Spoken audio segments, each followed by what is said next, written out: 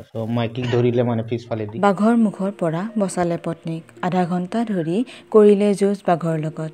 আচলতে ঘটনাটো ঘটিল দম্পতীহাল যাওঁতে জংঘলত। পত্নীৰ নাম যমুনা গড়, স্বামীৰ নাম দিলীপ গড়। এই যে কয় ৰাখে হৰি মাৰে কোনে, মাৰে হৰি ৰাখে কোনে। পত্নীৰ প্ৰাণ ৰক্ষা পৰিলে স্বামীৰ সাহসিকতাৰ বাবে। পিছে একশ্যন মুভিৰ চিন নহয় হয় এয়া সঁচা ঘটনা।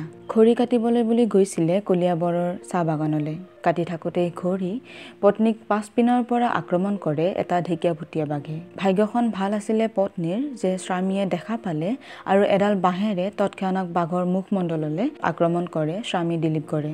আৰু এনেকৈয়ে বহু সময় যুঁজ কৰি কৰি মৰমৰ পত্নীক বচাই তেওঁ স্বামীয়ে। মানে খৰি আনিব গৈছিলোঁ কাম কৰি, মানে পাত খৰি কাটিবলৈ, শুকান খৰি। তাৰপিছত মাইকীক ধৰিলে মানে পিছফালে দি। মই ওচৰতে আছিলোঁ, মানে মোৰ ওচৰত মানে খোজকাঢ়ি বাঁচ পাতা দি, মানে শুকান পাতা দি পিষ্টল খাই পৰি গ'লে। তো বাঘটো মানে আহি জঁপিয়াই ধৰি ল'লে।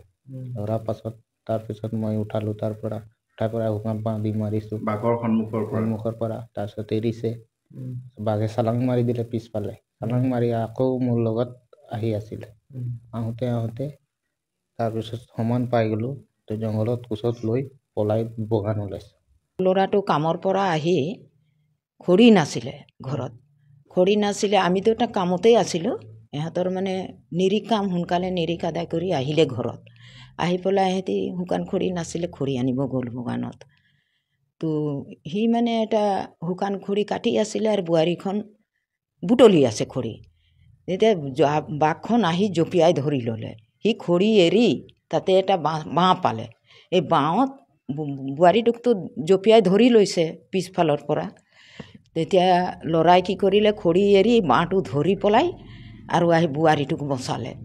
মানে বাঁহটো যেতিয়া অকণমান মাৰিলে নহয়, তেতিয়া বাঘটো এৰি দিলে। এৰি দিয়াৰ পিছত তাই বোৱাৰীটোক এনেকৈ পিছুৱাইহে আহি আছে। তাইও ৰাউণ্ড মাৰিছে ল'ৰাটোক পিছফালে ধৰিম বুলি, কিন্তু যেনেকৈ সি ৰাউণ্ড মাৰিছে তেনেকৈ ল'ৰাও এনেকৈ ৰাউণ্ড মাৰিছে।